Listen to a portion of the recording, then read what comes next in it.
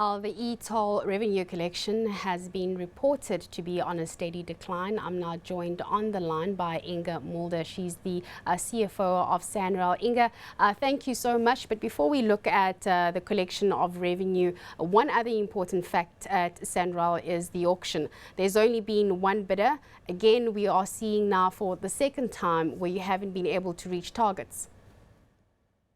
Yes, that happened last week at our last auction. We only raised 270 million. And as you know, we try to do 600 million every month for the 10 months in which we have auctions during the year. So yes, we didn't raise the full 600 last week. However, on the 11th of March, we did have a fairly successful auction where we did raise a nominal amount of 600 million, but it raised significantly more cash due to the inflation-linked bonds that were issued. Let's now get back to the issue of the revenues that we have been seeing collected from e-tolls. They're said to be steadily declining. Where are we when it comes to how much money has been collected, and what's the way forward, Inge? Yes, as she indicated, it has been declining since June last year. The bottom line is the task team that is headed by the Deputy President will make its recommendations, and that announcements are expected shortly. I think as soon as that is cleared up and there's certainty, most people would understand that the e-toll is not going to go away, and that is still the preferred method of funding for GFIP. Now, you did say the Deputy President will be talking about recommendations. Would this be in connection with the review panel that was headed by David Makura? Yeah, as you know, the review panel did submit a report which was presented to the Premier.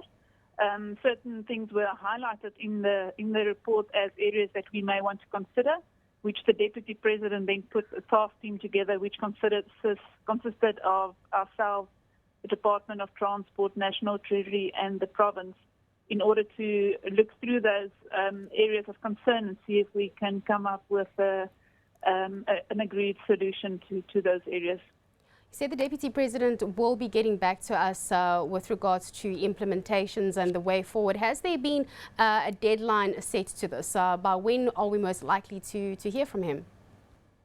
Well, I won't be able to tell you. I think the Deputy President will also decide that from his side. Yeah.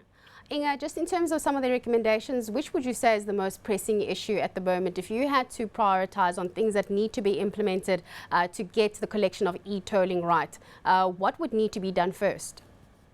I think the biggest issue is the certainty. I think some of the users are not sure whether this thing is going to go away and therefore are withholding payment or postponing the registration process. So I think the announcement itself will give certainty that this is still going to happen and e-tolling is here to stay. But secondly, the proposals did look at simplifying the tariff structure, as that was some of the areas that were highlighted in the report, that the tariff structure is difficult to understand.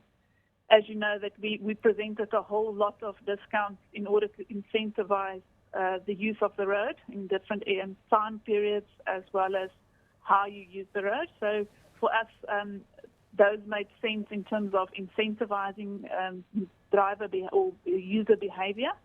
But some of that are very difficult for people to understand. How much am I paying now and how much am I paying later this afternoon?